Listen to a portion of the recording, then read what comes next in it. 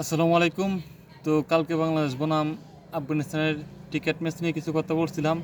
তো সেই ধারাবাহিকতায় আজকে চলে আসলাম আরও কিছু কথা বলার জন্য। বিষয়টা হচ্ছে যে যেহেতু কালকে বাংলাদেশ জয়লাভ করছে এবং বাংলাদেশ সেমিফাইনালে যাওয়ার দ্বারপ্রান্তে, হ্যাঁ, তো বাধা বলতে গেলে তেমন কিছু নাই। কারণ হচ্ছে যে আফগানিস্তান বনাম শ্রীলঙ্কার যে ম্যাচটা আছে ওইটাই তেমন কোনো প্রবলেম নাই। কারণ হচ্ছে যদি শ্রীলঙ্কা খুব বাজেভাবে হেরে যায় তাহলে আফগানিস্তান আর বাংলাদেশ উঠে যাবে। আর যদি আফগানিস্তান হেরে যায় তাহলে তো কোনো কথাই নাই, শ্রীলঙ্কা আর বাংলাদেশ উঠে যাবে। তো সমীকরণ আসলে খুবই সহজ। মানে আমরা আশা করতে পারি যে বাংলাদেশ সেমিফাইনাল খেলবে প্রথমত। দ্বিতীয়ত কালকে আমি বলছিলাম যে ইম্পর্টেন্ট ছিল তানজিদ তামিম রানে ফেরা।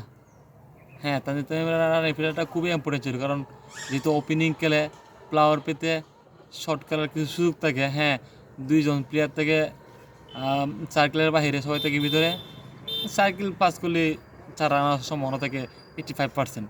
তো সেই ক্ষেত্রে তামিম উতরে গেছে, তানজিদ তামিম ভালো একটা স্কোর করছে এবং বাংলাদেশ ম্যাচটা জিতে গেছে।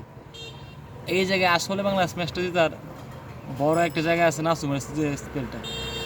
নাসুম কালকে অসাধারণ বল করছে। নাসুমের বলের কারণে আসলে বাংলাদেশ ম্যাচটা খুব ইজি না, একটু কঠিন করে জিতছে, সমস্যা নাই। তো নাসুম খুব ভালো বোলিং করতে, সাথে মুস্তাফিজ। আসলে ভাই মুস্তাফিজ ওয়ার্ল্ড ক্লাস ক্রিকেটার। আমি কালকে বলছিলাম যে যদি আমরা মুখে মুখে বলি প্রায় সময় যে তাসকিন পেসারদের নেতা, কিন্তু আসলে না।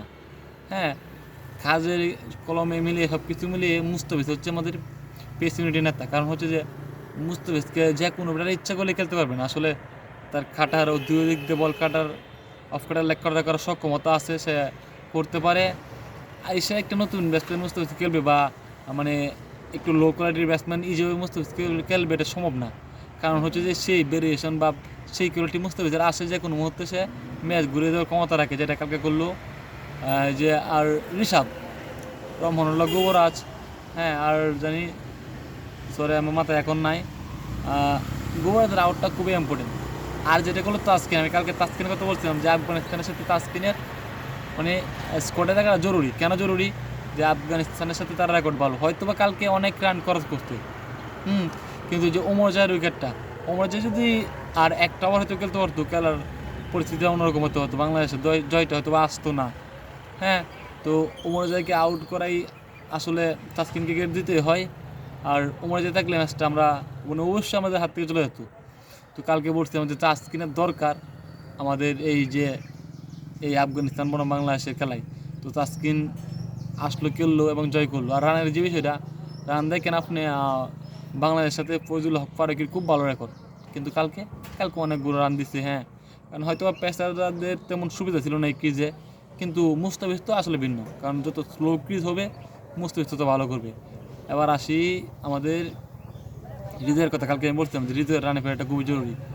আসলে হৃদয় তো মনে করেন ভালো শুরু করছে, ভালো শুরু করার পরে অবশ্য শেষ করতে পারে নাই। প্রথম ভালো শুরু করার পরেও ইনিংস বড় করতে পারে নাই। আশা করি খুব তাড়াতাড়ি যে কামব্যাক করবে এবং আরও ভালোভাবে কামব্যাক করে আরও ভালো ইনিংস খেলবে। এখন আসি জাকির আলীর কথায়। আসলে কালকে দেখলাম 19 নম্বর এবং 20 নম্বর ওভারও যে ডট বল দেওয়া বা ব্যাটে বলে সংযোগ না করানোর যে একটা অদক্ষতা, যেটা জাকির আলীর কাছ থেকে দেখলাম। আসলে এক ম্যাচ দিয়ে তো কাউকে জাজ করা যায় না। জাকির আলী আমরা জানি যে অফ সাইডে যথেষ্ট দুর্বল। হ্যাঁ, তার স্ট্রং জোন হচ্ছে লেগ সাইড, কিন্তু তারপরও যেহেতু দলে আসার পর থেকেই ও ভালো খেলতেছে। এক ম্যাচ খারাপ করলো, আমরা তাকে গালাজ করলাম, বকাবাদ করলাম, এটা আসলে কোনোভাবেই কাম্য না। হ্যাঁ, যেহেতু ওরা আমাদের দেশের ক্রিকেটার, সবাই ওদের সাপোর্ট করবেন এবং পাশে থাকবেন। ভালো মন্দ হতে পারে, স্বাভাবিক। হ্যাঁ, দিন শেষে দলটা আমাদেরই, দেশটা আমাদেরই। অবশ্যই ভালো খারাপ মিলিয়ে আমাদের ক্রিকেট টিম, কিন্তু অবশ্যই আমরা আমাদের ক্রিকেট টিমকে সাপোর্ট করি এবং সাপোর্ট করে যাব। সবাই ভালো থাকবেন। আল্লাহ হাফেজ।